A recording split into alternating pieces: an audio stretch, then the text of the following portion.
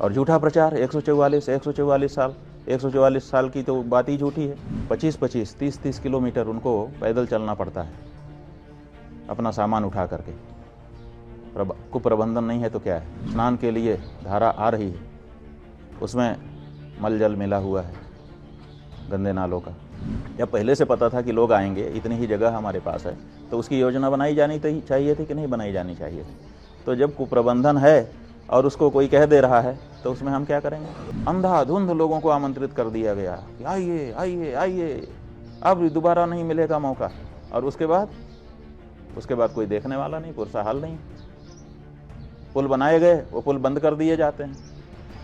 आखिर पुल काहे के लिए बनाए गए थे? लोग इधर से उधर आवागमन कर सकें। लोग मर गए तो उस मृत्यु को छिपाने का भी काम आपके द्वारा किया गया, जो घोर अपराध था।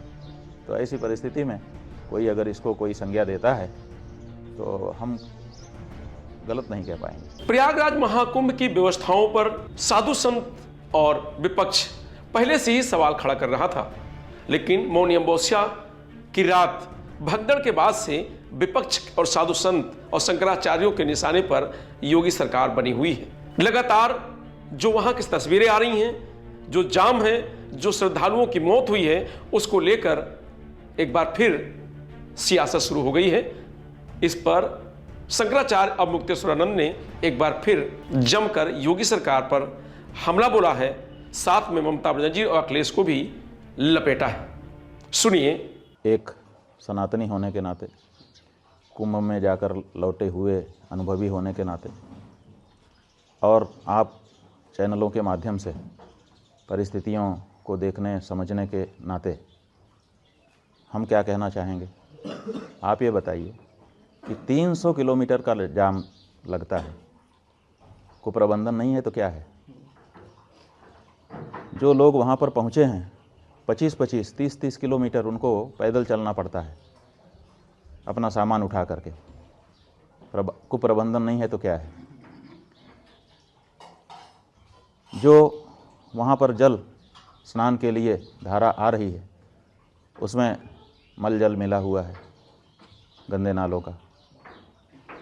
स्नान के योग्य उसको वैज्ञानिक लोग नहीं मान रहे हैं, और उसी में आप करोड़ों करोड़ लोगों को नहाने के लिए विवश किए हुए हैं।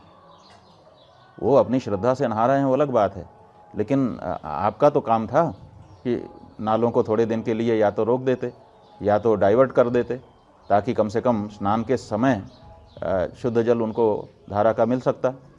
वो नहीं कर पाए तो इसका मतलब क्या है? इसका मतलब है कि कुप्रबंधन है। आपको पहले से पता था, 6 साल पहले से पता था कि 6 साल के बाद कुंभ आएगा, 12 साल के पहले से पता था कि 12 साल के बाद कुंभ आएगा। तो आपने इस बारे में कोई प्रयास क्यों नहीं किए? तो कुप्रबंधन की तो, और इतने सारे लोग मारे गए। जब पहले से पता था कि लोग आएंगे, इतनी ही जगह हमारे पास है, तो उसकी योजना बनाई जानी चाहिए थी कि नहीं बनाई जानी चाहिए थी? तो जब कुप्रबंधन है और उसको कोई कह दे रहा है तो उसमें हम क्या करेंगे? हम किसी का पक्ष विपक्ष नहीं लेंगे, लेकिन जो सच्चाई है वो तो यही है कि आपको पहले से पता है कि ये हो सकता है, तो उसके बारे में आपको कोई ना कोई योजना बना करके रखनी चाहिए। और सरकारें तो एक योजना नहीं बनाती हैं, योजना ए, योजना बी, योजना सी, ऐसे 2-3-4 योजनाएं बना करके रखती हैं कि अगर ये गड़बड़ हुआ तो ये वाली, ये नहीं हुआ तो ये। तो आपको कोई योजनाएं बना के रखनी चाहिए थी। आपने कोई योजना नहीं बताई और प्रचार इतना कर दिया, और झूठा प्रचार 144 साल की तो बात ही झूठी है।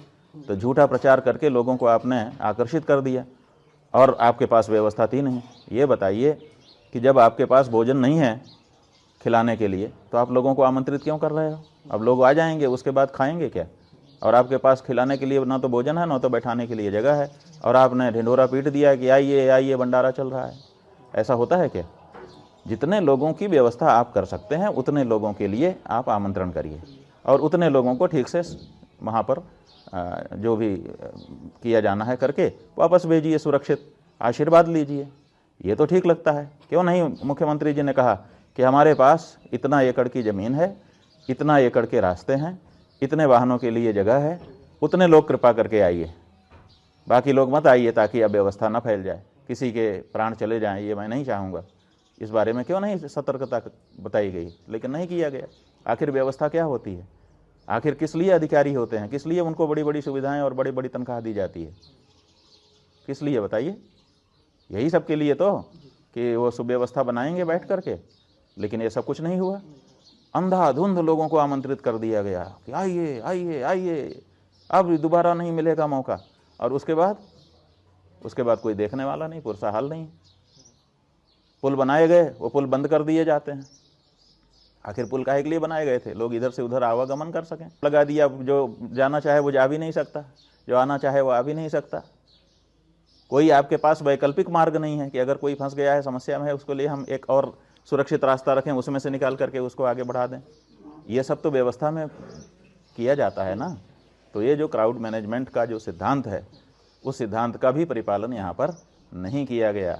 हॉस्पिटैलिटी का जो सिद्धांत है कि हम मेज़बान हैं, हम अगर लोगों को आमंत्रित कर रहे हैं, आवाहन कर रहे हैं, तो उतनी व्यवस्था हमारे पास होनी चाहिए, उसका भी कोई ख्याल नहीं रखा गया है। और यहाँ तक कि लोग मर गए तो उस मृत्यु को छिपाने का भी काम आपके द्वारा किया गया, जो घोर अपराध था। तो ऐसी परिस्थिति में कोई अगर इसको कोई संज्ञा देता है तो हम गलत नहीं कह पाएंगे। समाजवादी पार्टी प्रमुख ने कहा है कि कुंभ जैसे कोई चीज़ ही नहीं होता, और खासकर वहाँ प्रबंधन पर ये आरोप लगाया कि काफ़ी। अब कुंभ जैसी कोई चीज़ होती है कि नहीं होती है, इस बारे में हम क्या कहें उनको। अगर जिस भी व्यक्ति ने, हम तो नहीं जानते हैं कि किस व्यक्ति ने ये कहा है, अखिलेश यादव, लेकिन कुंभ जैसी कोई चीज़ नहीं होती है तो जब वो मुख्यमंत्री थे तो उन्होंने कुंभ का आयोजन क्यों करवाया था? अगर कुंभ जैसी कोई चीज़ ही नहीं होती है तो फिर कुंभ के लिए उन्होंने फंड क्यों निकाला था? कुंभ के लिए एक प्रभारी मंत्री क्यों बनाया था? कुंभ में स्वयं क्यों 3-4 बार आकर के निरीक्षण परीक्षण कर रहे थे? क्यों कर रहे थे? इसका जवाब उनको दे देना चाहिए। और अगर ये जवाब नहीं देते हैं तो हकीकत को छुपाने वाला बयान देने का उनको कोई अधिकार नहीं।